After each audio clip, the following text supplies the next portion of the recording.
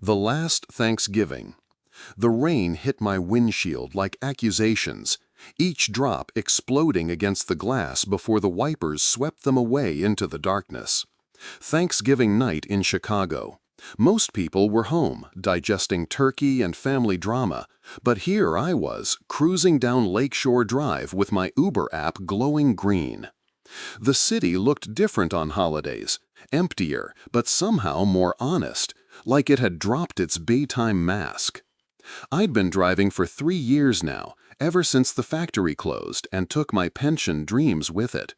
At 52, you don't bounce back like you used to. The steering wheel had become as familiar as my own hands, worn smooth by countless nights like this, carrying strangers through their private moments of desperation, celebration, or everything in between. The ping came at 11:47 p.m. Pickup at the Fairmont Hotel downtown. That meant money, probably an airport run, or at least a long haul to the suburbs. I needed it. The rent was due Monday, and Turkey Day tips had been sparse. People either stayed home or took the train when they were visiting family. I pulled up to the curved driveway of the Fairmont, its golden lights reflecting off the wet pavement like scattered coins. The doorman stood under the awning, looking bored and cold despite his heavy coat. Through the glass doors, I could see the lobby's warm glow, all marble and crystal, a world I only glimpsed through windows. My passenger emerged from the revolving door before I could even put the car in park.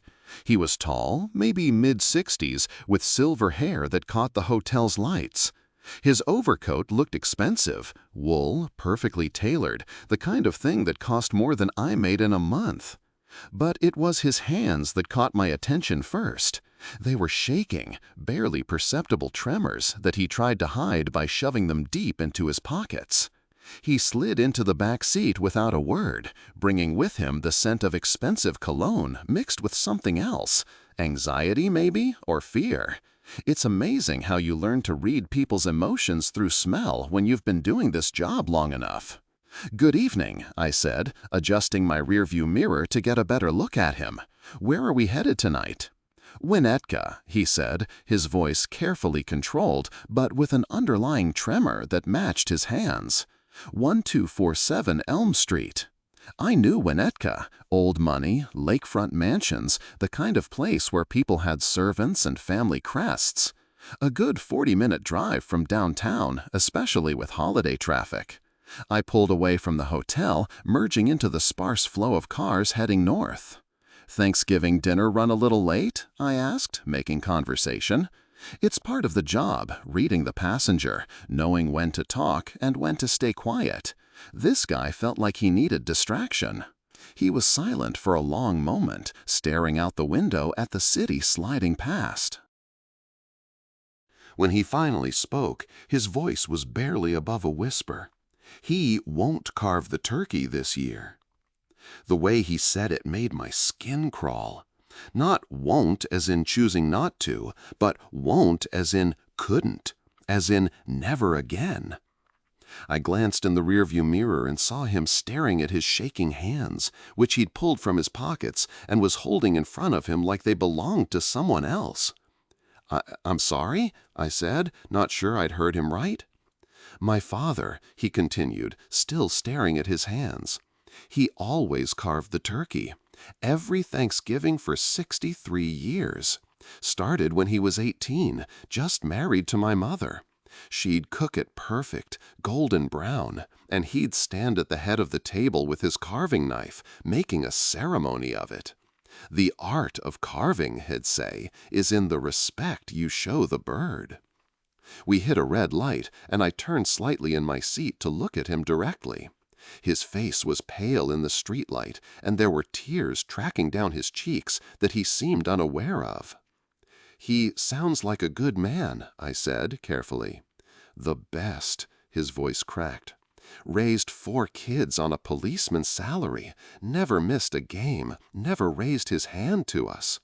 When I started making real money, tried to buy him things, a new car, help with the mortgage, He'd just smile and say the only thing he wanted was for his family to be happy. The light turned green, and I eased forward, keeping my speed down. Something told me this ride was going to be about more than just transportation. Tonight was supposed to be special, he continued. The whole family was there. My kids, my sister's kids, even my brother flew in from Seattle. Dad was so excited, spent 3 days preparing. He had his carving knife sharpened, his good shirt pressed. Mom made his favorite stuffing. We were passing through Lincoln Park now, the bare trees creating skeletal shadows against the apartment buildings. A few windows still glowed with warm light. Families probably still gathered around tables, maybe playing board games or watching football highlights. "What happened?" I asked, though part of me didn't want to know. He pulled out his phone, and I saw his hands were shaking worse now. The screen lit up his face with an eerie blue glow as he scrolled through what looked like text messages. "I got a call around 6, he said, right as we were sitting down to dinner. Dad was standing at the head of the table, carving knife in hand, smiling at all of us. Before we eat, he said, I want to tell you all how grateful I am. That's when my phone rang." The phone slipped from his trembling fingers and clattered to the floor of the back seat. He didn't bother to pick it up. "I should have let it go to voicemail," he whispered. "Should have turned the damn thing off. But it was work, and I never ignore work calls. Never." I was starting to get that familiar feeling, the one that told me this ride was going to stick with me long after the passenger got out. In 3 years of driving, I'd heard confessions, witnessed breakdowns, been the silent witness to people's worst moments. But something about this felt different. "The caller ID said unknown," he continued, "but the voice on the other end, I knew that voice. Hadn't heard it in 15 years, but you don't forget the voice of the man who destroyed your life once already." We were on Lake Shore Drive now, the lake invisible in the darkness, but somehow present, a vast emptiness stretching east toward nothing. The road curved north, following the shoreline, and the city lights began to thin out as we headed toward the suburbs. "Vincent Caruso," he said the name like it tasted bitter. 15 years ago, he was just another wise guy trying to muscle in on legitimate business. My construction company was doing well, real well. City contracts, suburban developments, clean money, earned with honest work. But Vincent had other ideas. His breathing was getting more labored, and I could see him in the rearview mirror, pressing his hand against his chest like his heart was racing. "You okay back there?" I asked. Vincent wanted a piece of everything, he said, ignoring my question. Protection money, he called it. Ensure our job sites didn't have accidents, our equipment didn't get vandalized. 20% of every contract, cash, no questions asked. It heard stories like this before, usually late at night from passengers who'd had too much to drink and needed to unburden themselves to a stranger. Chicago had its share of wise guys, even in the legitimate business world. But most of those stories ended with people paying up or getting out. This one felt different. "I said no," he continued, his voice gaining strength. "Told him I'd built my business clean and intended to keep it that way. He laughed, said I'd change my mind when I saw what happened to people who didn't cooperate." We passed Belmont Harbor, the masts of sailboats barely visible as dark lines against the slightly less dark sky. The rain had stopped, but the road was still wet, reflecting our headlights like a black mirror. 2 weeks later, one of my job sites burned down, complete loss. Insurance covered the building, but not the delays, not the reputation damage. Vincent called the next day, all sympathetic, said it was a real shame about the fire. Offered to help with security going forward. "Let me guess," I said. "You still said no?" He nodded, though I was watching the road and only caught the motion in my peripheral vision. "I went to the FBI instead. Wore a wire, got Vincent talking about the fire, about other businesses he was protecting. Took 6 months, but we got him. Racketeering, arson, extortion. He got 25 years. That explained the 15-year gap. Prison sentences, especially federal ones, tended to be served in full back then. But if Vincent Caruso was calling tonight, it meant he was out, and men like that didn't forget grudges. "He called tonight to let me know he was back," my passenger said, his voice dropping to barely above a whisper again. "Said he'd been thinking about me for 15 years, planning, waiting." My hands tightened on the steering wheel.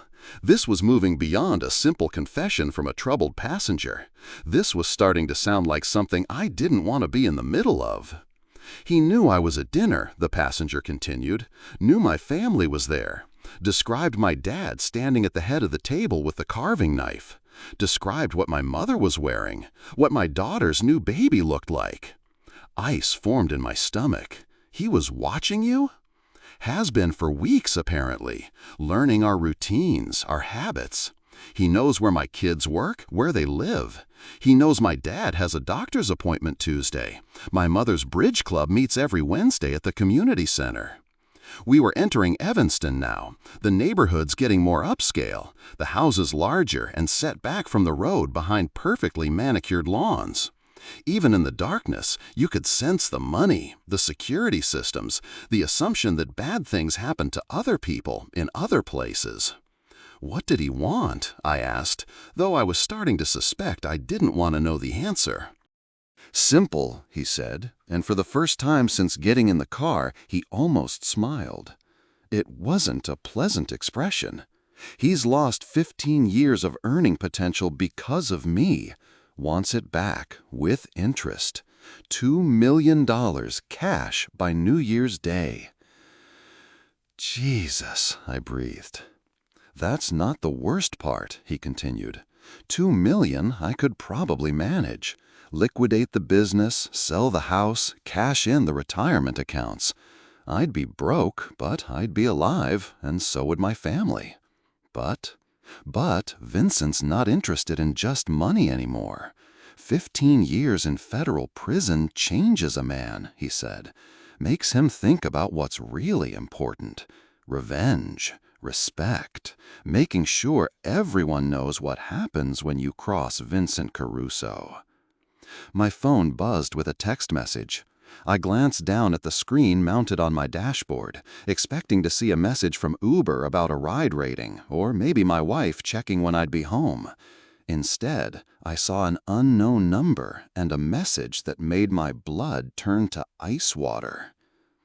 "Don't react. The man in the back seat is watching you."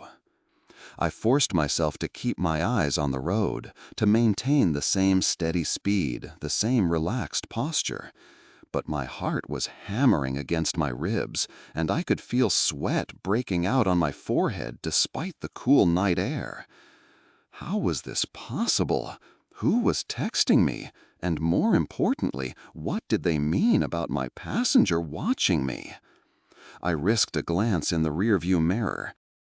The man in the back seat was still staring out the window, still lost in his story about Vincent Caruso and Thanksgiving dinner gone wrong. He didn't look like he was watching me.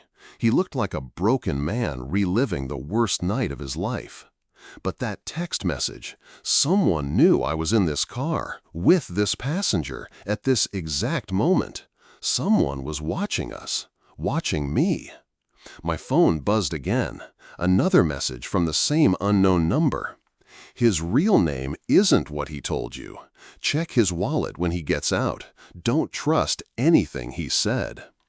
I tried to process this while maintaining the facade of the concerned but uninvolved Uber driver. Was my passenger lying?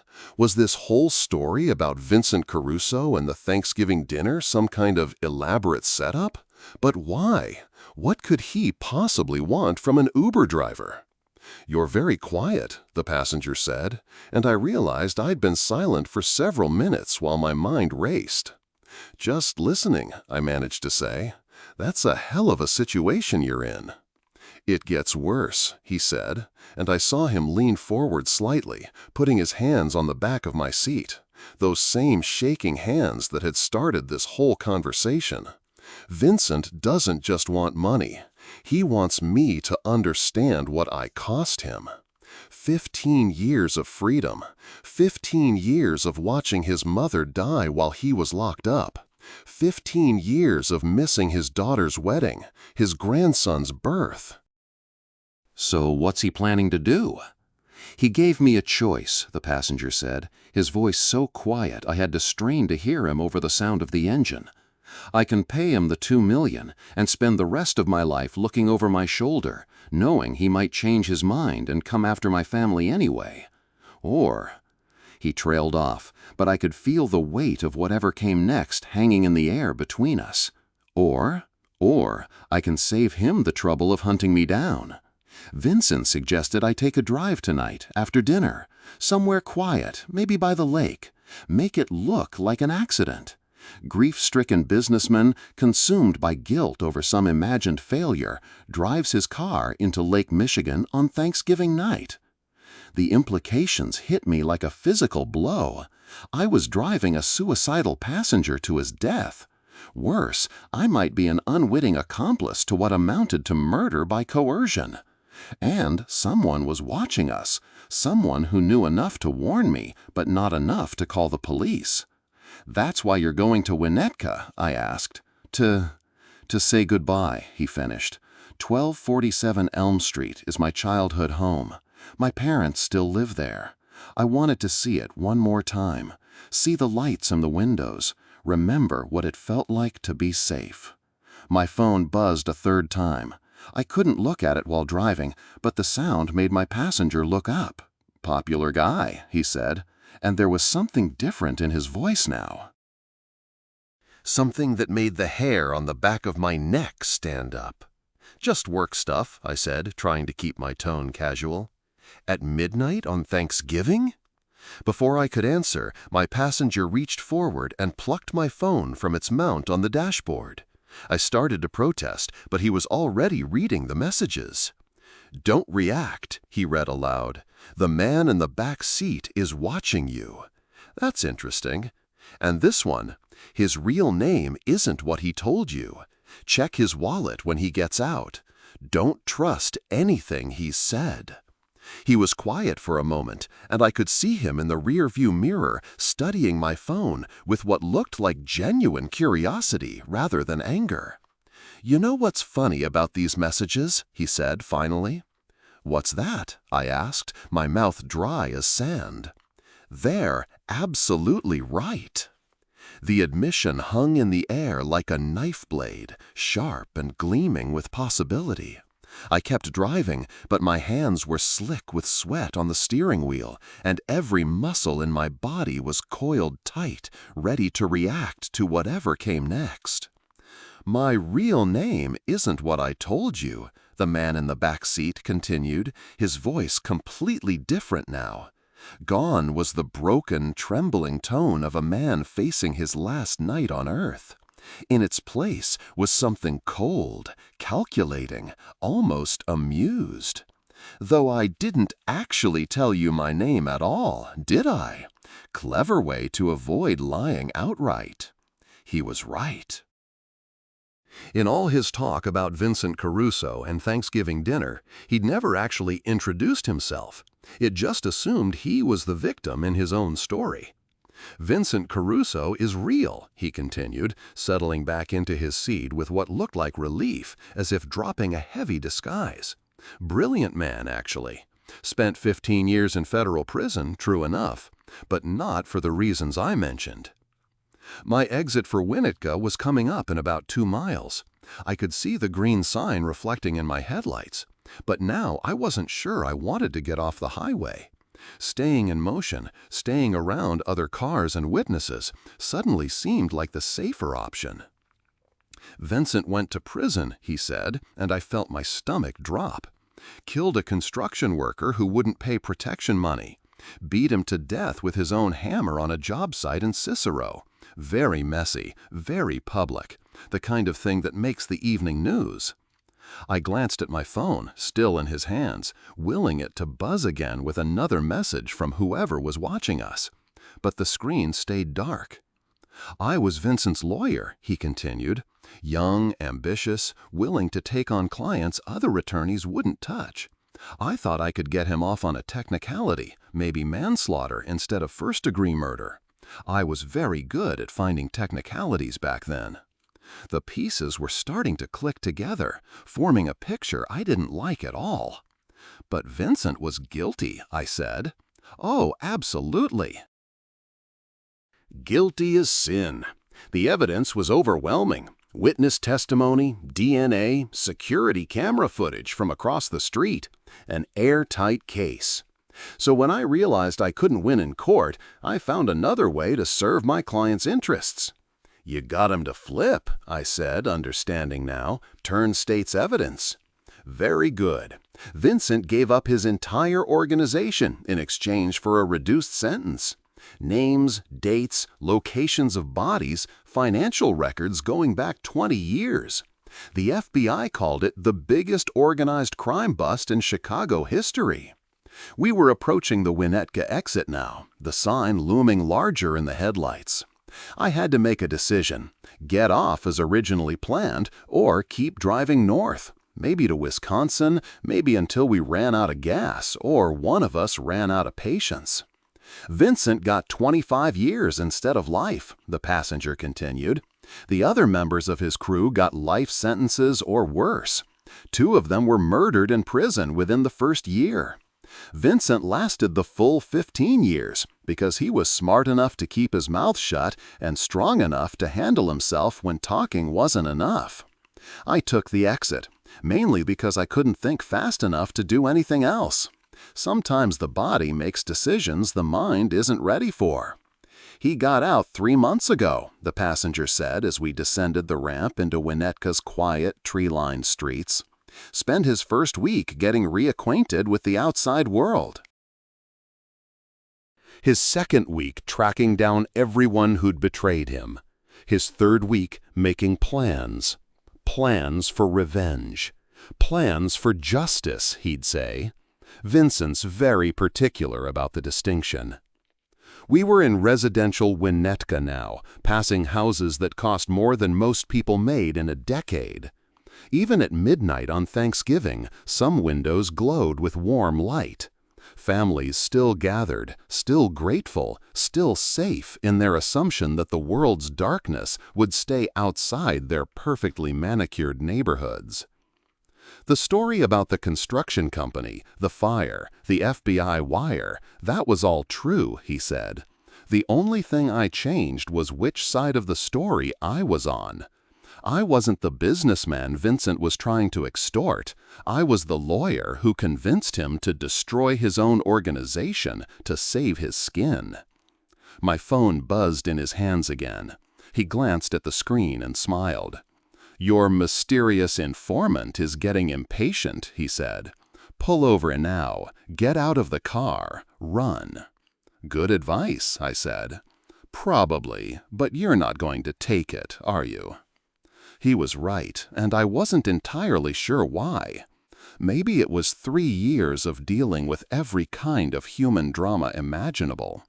Maybe it was the curiosity that comes with middle age, the need to see how stories end, even when you suspect you won't like the conclusion.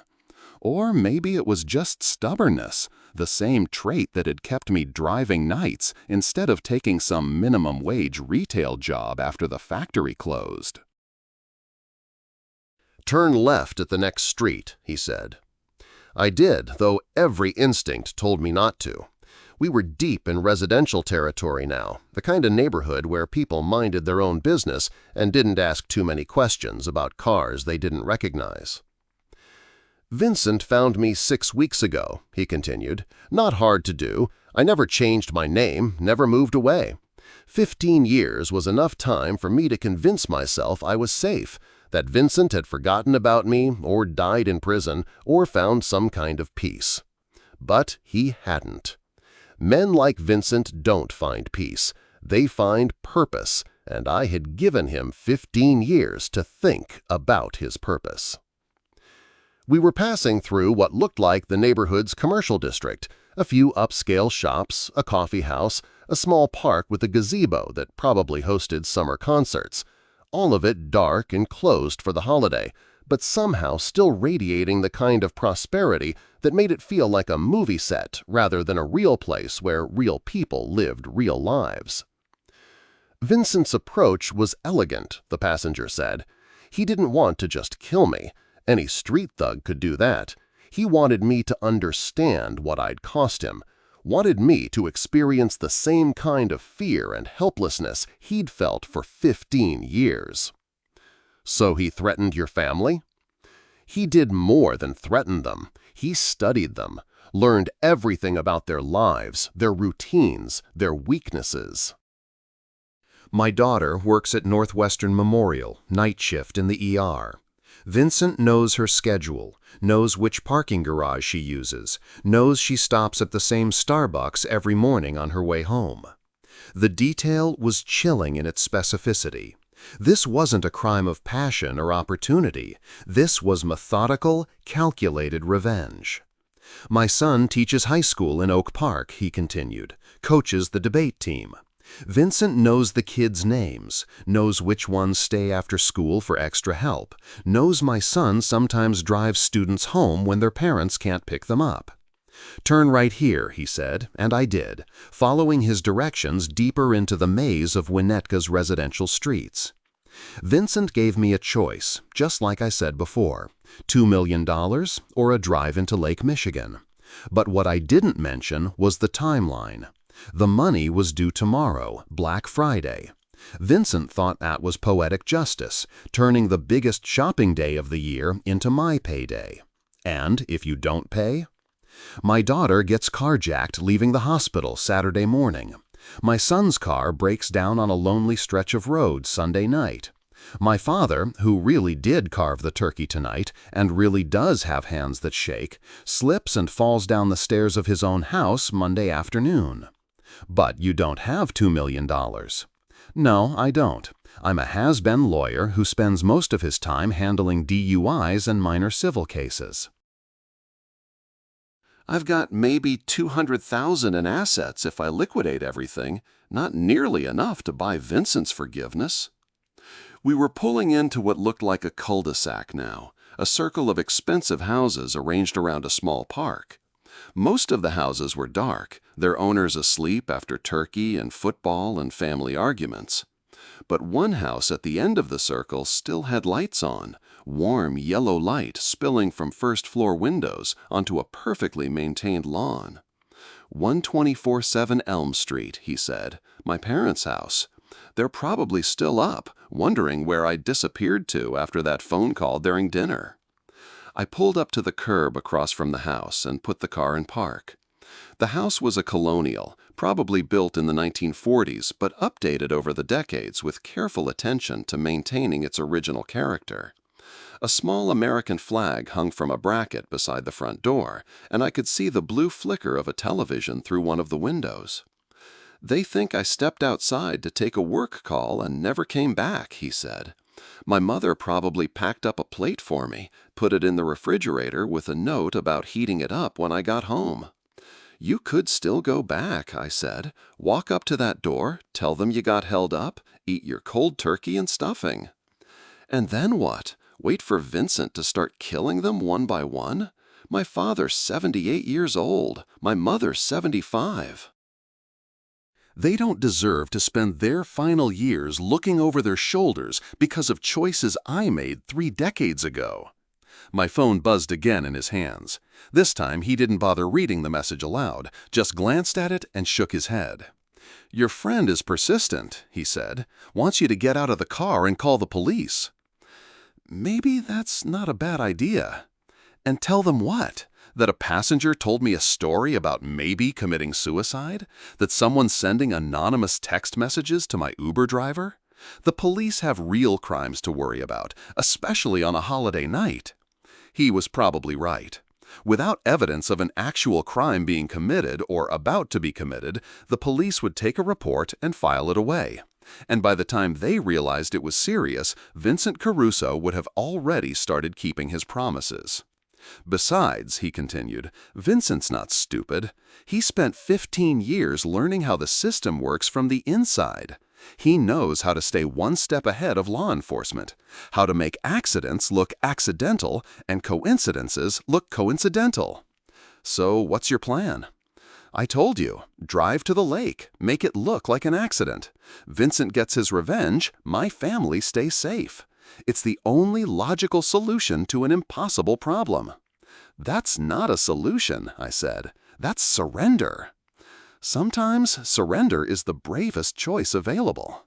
I turned in my seat to look at him directly. He was staring at his parents' house with an expression of profound sadness, as if he was already saying goodbye. "You know what I think?" I said. "What's that?" "I think this whole story is bullshit." He turned to look at me then, really look at me, for the first time since getting in the car. His eyes were sharp and calculating, nothing like the broken man who'd climbed into my back seat at the Fairmont Hotel. "Excuse me? Vincent Caruso, the construction company, the FBI wire, your family being threatened? I think it's all a setup. An elaborate story designed to make me feel sorry for you, to make me complicit in whatever you're really planning." "That's an interesting theory," he said, his voice carefully neutral. "The anonymous text messages were the giveaway," I continued. "Someone warning me not to trust you, telling me to check your wallet. That's not how real informants work. That's how fictional ones work. Someone who wants to plant a seed of doubt, but also wants me to stay in the car, to keep listening to your story." He was quiet for a long moment, but I could see him processing what I'd said, calculating his next move. "You're suggesting I sent those messages myself?" "I'm suggesting someone did. Someone who wanted me to start questioning your story without actually getting me to leave. Someone who needed me to stay engaged, to keep driving, to end up here, at this address." "And why would I want that?" "Because you're not the victim in this story," I said. "You're Vincent Caruso."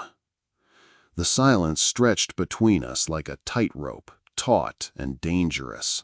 Outside, Winnetka slept peacefully, unaware that a predator was sitting in an Uber across from a house where an elderly couple was probably watching late-night television and wondering where their son had gone. "Vincent Caruso," he said finally, and his voice was completely different now. The cultured, professional tone was gone, replaced by something harder, rougher around the edges. "I haven't heard that name in 15 years. Because you've been in federal prison. Because I've been careful." He leaned back in his seat, and I could see him in the rearview mirror, studying me with new interest. "You're smarter than the average Uber driver."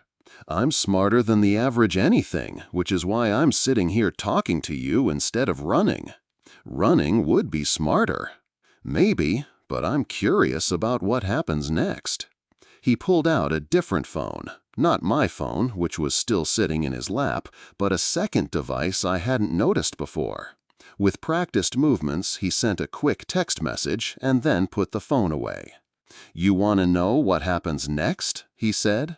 "What happens next is you drive me to Lake Michigan, just like the story I told you, except it's not going to be me taking a swim in the dark. It's going to be me. You figured it out too late to save yourself, but early enough to make it interesting. I respect that." My heart was pounding, but my mind was surprisingly clear.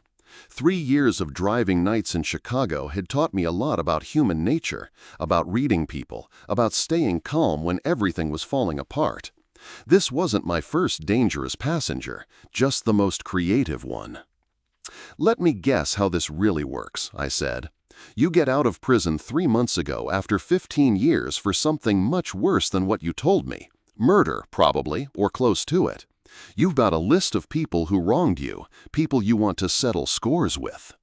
"Go on." "But you're not stupid enough to just walk up and shoot them. That's what angry kids do. You're a professional, someone who understands that the best revenge is the kind that looks like something else entirely." "Something like what?" Something like a random crime. An Uber driver who disappears on Thanksgiving night, probably the victim of a robbery gone wrong or a carjacking. No connection to Vincent Caruso or anyone he might want to hurt. He smiled then, the first genuine expression I'd seen from him all night. "You're warm," he said, "but not quite there yet." So, enlighten me. "The Uber driver isn't random," he said. "The Uber driver is very specifically chosen. Background check, family situation, financial status, driving history. I know more about you than you probably know about yourself." That sent a chill down my spine. I thought about my wife at home, probably asleep by now, expecting me to slip into bed sometime around 2 a.m. like I did most nights. I thought about my daughter in Seattle, spending Thanksgiving with her boyfriend's family. Safe, I hoped. Still safe. "My target tonight isn't some stranger," Vincent continued. "It's someone very specific. Someone who cost me 15 years of my life and thinks he's safe because of the witness protection program." Witness protection? Federal marshals are very good at creating new identities, new histories, new lives, but they can't change everything. They can't change the way a man drives, the routes he prefers, the way he talks to passengers. They can't change 15 years of habits. The pieces were falling into place now, forming a picture that made my blood run cold. "You think I'm someone from your past," I said. "Someone who testified against you? I know you are. Ray Mueller, Assistant District Attorney, Chicago DA's Office, 1987 to 2009. You prosecuted my case, put me away for 15 years. Then you disappeared into witness protection because you were smart enough to know I'd come looking for you eventually." "My name is Mike Thompson," I said. "Your name is Ray Mueller, and you sent me to prison for a murder I didn't commit. I'm an Uber driver from Cicero. I've never been a prosecutor.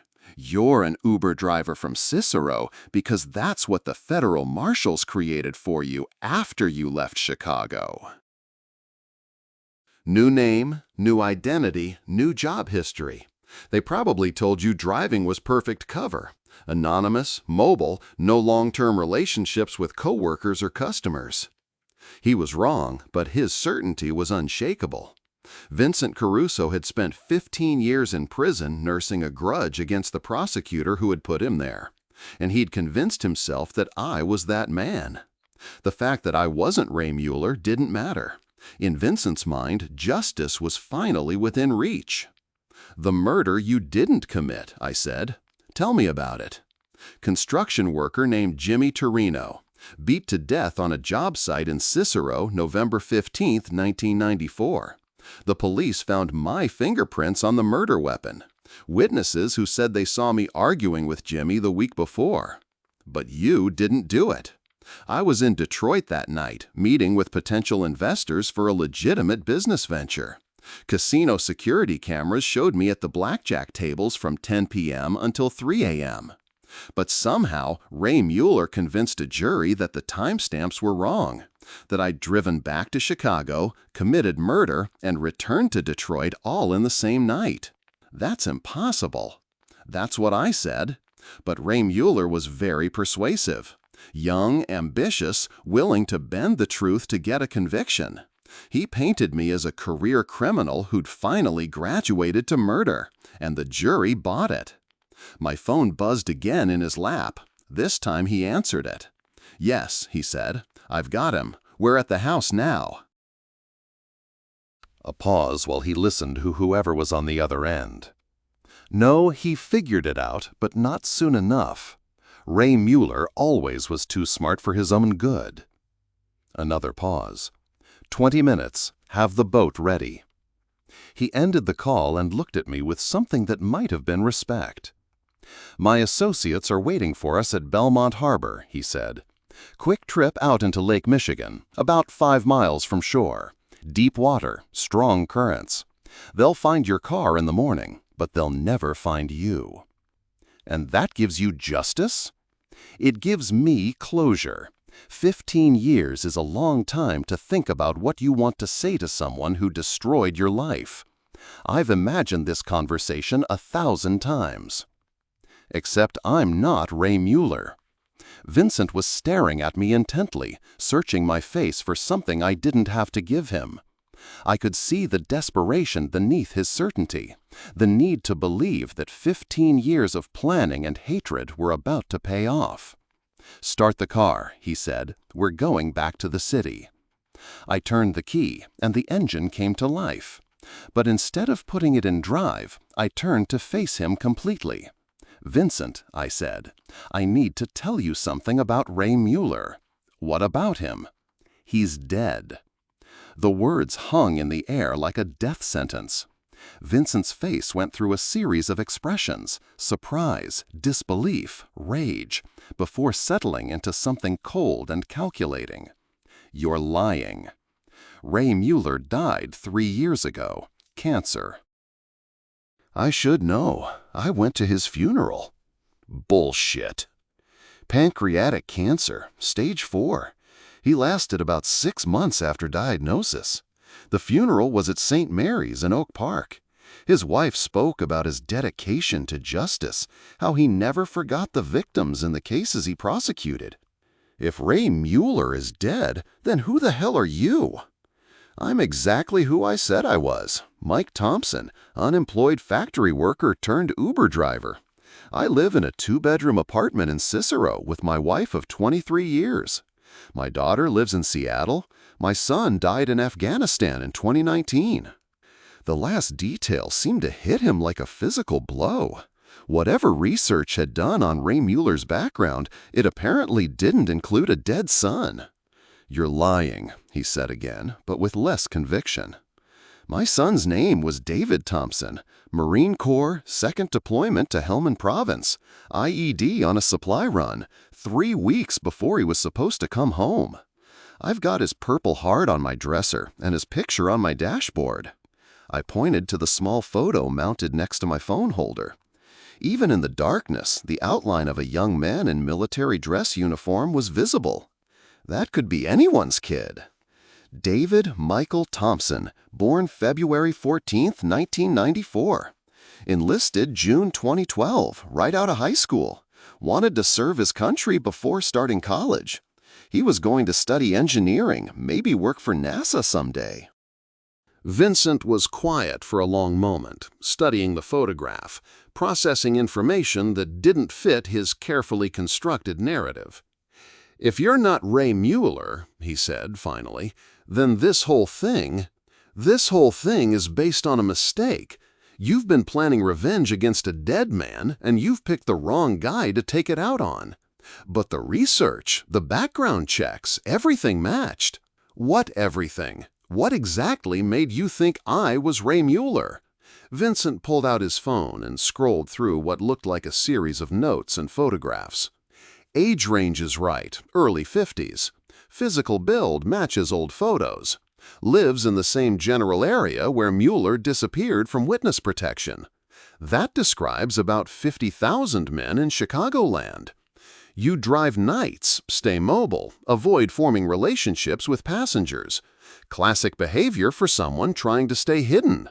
Or classic behavior for someone who needs the money and doesn't mind working when other people are sleeping." Vincent was starting to look less certain, more confused than angry. "The driving routes," he said. "You favor the same neighborhoods Mueller used to live in, the same streets where he worked cases. I favor the neighborhoods where I get the most rides. Downtown, the airports, the hospitals. Same as every other driver in the city.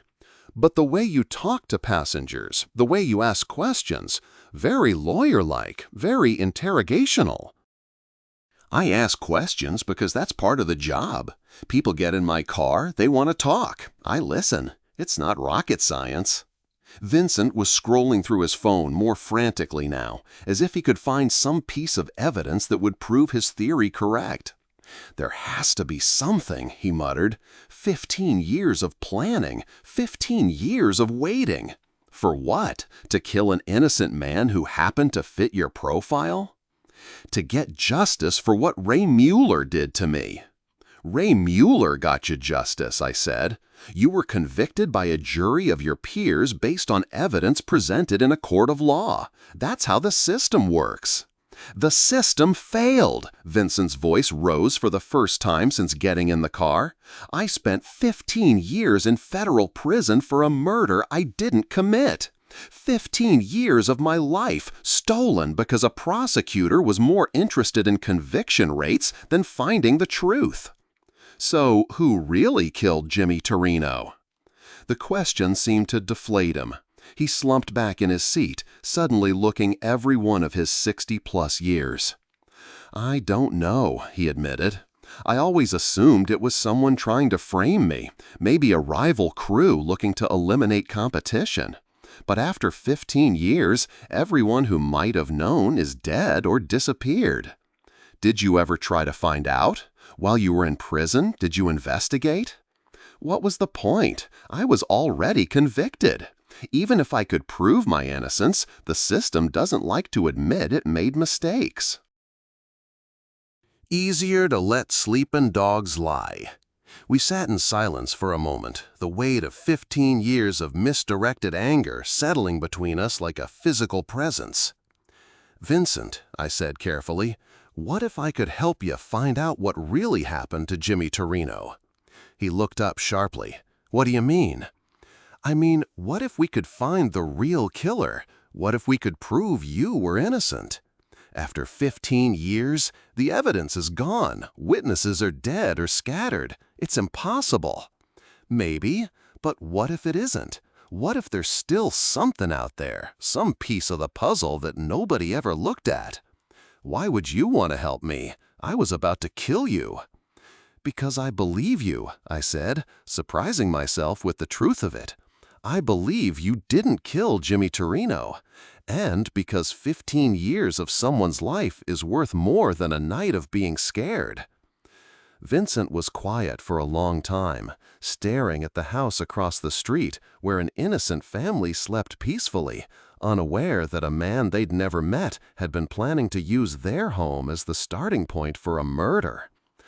"Even if we could prove I was innocent," he said finally, "it wouldn't give me back 15 years. "No, but it might give you something better." "What's that?" "The truth, and maybe a reason to keep living that doesn't involve killing people." My phone buzzed in his lap. He glanced at it and frowned. "Your mysterious friend again," he said. "The police are on their way. Get out now."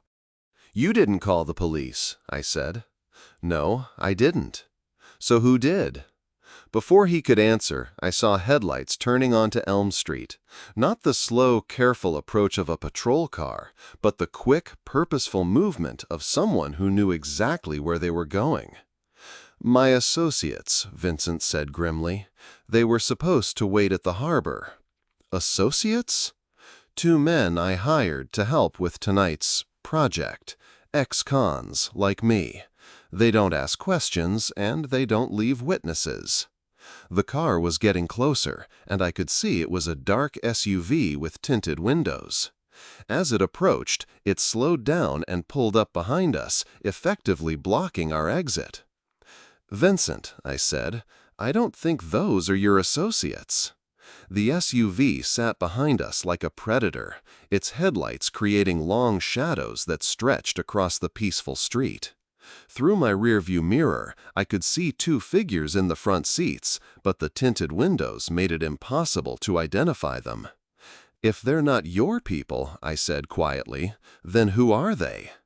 Vincent was staring at the SUV with an expression I couldn't read. Not fear exactly, but something close to recognition. "I think," he said slowly, "I may have made a very serious miscalculation." "Meaning what?" "Meaning I may not be the only person who's been planning something for 15 years. My phone buzzed again in his lap. This time the message was longer. "Vincent Caruso killed my brother in 1994. Tonight he pays. Get out of the car now or become collateral damage." The pieces clicked together with sickening clarity. "Jimmy Torino," I said. Vincent nodded grimly. "Tony Torino, 5 years younger than Jimmy, twice as mean. He swore at my sentencing that he'd kill me someday. And now he thinks he's found you. He has found me. The question is whether he's going to give me a chance to explain that I didn't kill his brother." The SUV's doors opened simultaneously, and 2 men got out. Even in the darkness, I could see they were armed. The taller one moved to the driver's side of my car, while the shorter one positioned himself at the passenger side. They moved with the practiced coordination of people who'd done this before. "Vincent Caruso," the tall one called out, his voice carrying clearly in the still night air. "Step out of the vehicle, hands visible." Vincent looked at me apologetically. "I'm sorry you got caught up in this." "We're not caught up in anything yet," I said. "These windows are tinted. They can't see clearly inside. They're assuming you're still the passenger. So, maybe it's time to turn the tables." Vincent looked confused, but before he could ask what I meant, I was already moving. I grabbed my phone from his lap and quickly typed a response to our mysterious correspondent. "Vincent's not the passenger. He's the driver. Real target is in the back seat." I sent the message and then switched seats with Vincent in one fluid motion, pushing him toward the driver's seat while I slid into the back. "What the hell are you doing?" he whispered. "Buying us time," I whispered back. "Play along." The tall man was approaching the driver's side window, gun drawn but held low. He tapped on the glass with the barrel. "Roll it down," he called out. Vincent looked at me in the rearview mirror, and I nodded. He rolled the window down halfway. "Where's Vincent Caruso?" the man demanded. I don't know what you're talking about," Vincent said, doing his best to sound like a frightened Uber driver. "I just picked up a passenger at the Fairmont. He told me to come here." The man leaned down to look into the back seat, where I was sitting exactly where Vincent had been moments before. "You," he said to me. "What's your name?" "Michael Thompson," I said, trying to keep my voice steady. "I just needed a ride home from downtown." The man studied me for a moment, then pulled out his phone and showed me a photograph. It was a mugshot from 1994. Vincent Caruso, 15 years younger, with darker hair and fewer lines around his eyes. "This look familiar?" he asked. I squinted at the photo, as if trying to place where I might have seen the face before. "Maybe," I said finally. "Hard to tell. That was a long time ago." "You're Vincent Caruso," the man said, with absolute certainty. "I'm really not," I said. "Check my ID if you want. My wallet's in my jacket pocket." The man gestured for me to remove my wallet slowly. I did, and handed it through the window to Vincent, who passed it to the gunman. He examined my driver's license with a flashlight. "Michael Thompson," he read aloud. "5847 West 23rd Street, Cicero." "That's me," I said. The shorter man had moved around to the passenger side and was also looking into the car now. "Tony," he said to his partner, "this doesn't look like the guy from the prison photos." Tony, apparently Tony Torino, was comparing my face to something on his phone. "People change in 15 years, he said, "especially when they're trying to hide." "But look at the driver," his partner said. "Check his hands." Tony turned his attention to Vincent, who was gripping the steering wheel with both hands. Even in the darkness, his shaking was visible. "Roll up your sleeves," Tony ordered Vincent. Vincent complied, revealing arms that were unmarked by prison tattoos or scars. "Now you," Tony said to me. I rolled up my sleeves as well, revealing the small anchor tattoo I'd gotten in the Navy 30 years ago and the long scar from where I'd cut myself on sheet metal at the factory. Tony stared at the scar for a long moment. "Vincent Caruso has a scar on his left forearm," he said to his partner, "from a knife fight in Cook County lockup in '96. "This guy's scar is on his right arm," his partner observed, "and it looks like an old work injury, not a knife wound." Tony was getting frustrated. He'd been planning this moment for 15 years, just like Vincent had been planning his revenge against Ray Mueller. Neither of them had accounted for the possibility that they might be wrong about their target. "Where did you pick him up?" Tony asked Vincent. "The Fairmont Hotel downtown," Vincent replied. "He said he needed to go to Winnetka to see his parents." "What room at the Fairmont?" Vincent looked at me in the rearview mirror, silently asking for help. "I wasn't staying there," I said. "I was at a business dinner. Client meeting ran late, needed a ride home afterward." "What kind of business?" "Insurance," I said, picking the most boring profession I could think of. "Auto claims adjustment." Tony and his partner exchanged glances. This wasn't going according to their plan either. "Boss," the shorter man said quietly, "maybe we got bad intel. Maybe Caruso isn't even in Chicago." "He's here," Tony insisted. "My source in the prison system confirmed it. Vincent Caruso was released 3 months ago. Last known address was a halfway house in Pilsen. He's been planning something, probably going after the prosecutor who put him away." "Ray Mueller," I said without thinking. Both men turned to stare at me. "How do you know that name?" Tony demanded. "Everyone knows that name," I said, trying to sound casual. "Biggest organized crime prosecution in Chicago history. Made all the papers back in the day." "Ray Mueller disappeared into witness protection after the trial," Tony said. "Nobody's seen him since." "Maybe because he's dead," Vincent said quietly. Tony spun around to face him. "What did you say?" "Ray Mueller," Vincent repeated, louder this time. "He died 3 years ago. Cancer." "How the hell would you know that?" Vincent looked at me in the mirror again, and I could see him making a decision. "Because I went to his funeral," he said. The street went dead quiet. Even the distant hum of traffic on the main road seemed to fade away. "You went to Ray Mueller's funeral?" Tony said slowly. "That's right.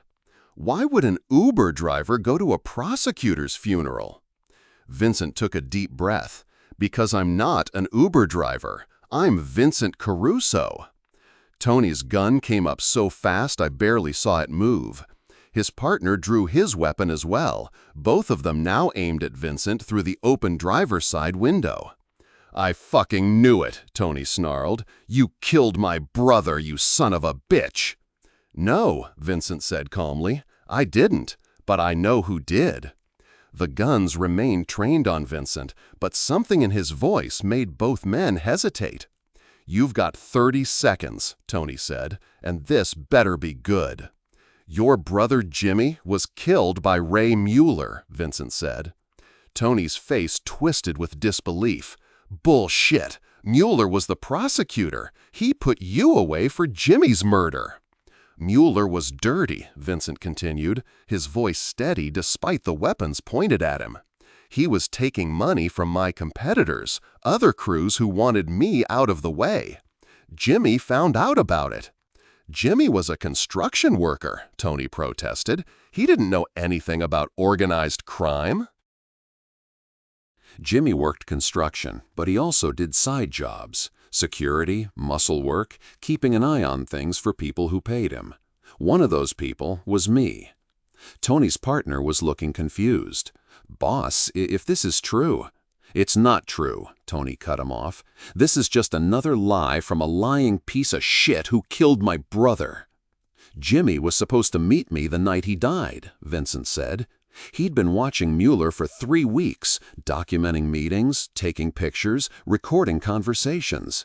He had evidence that Mueller was taking bribes, that he was planning to throw my trial. Then where's the evidence? Jimmy hid it. Smart kid, your brother. Knew he was playing with fire, so he stashed everything in a safe place before that final meeting. What meeting? Jimmy called me that afternoon, said he had everything I needed to expose Mueller. We were supposed to meet at midnight at the construction site. But when I got there, Jimmy was already dead, and the cops were on their way. Tony was breathing heavily now, the gun wavering slightly in his grip. You're saying Mueller killed Jimmy to cover up his own corruption? I'm saying Mueller had Jimmy killed. Probably hired the same people who planted my fingerprints on the murder weapon, who coached the witnesses to lie about seeing me argue with Jimmy.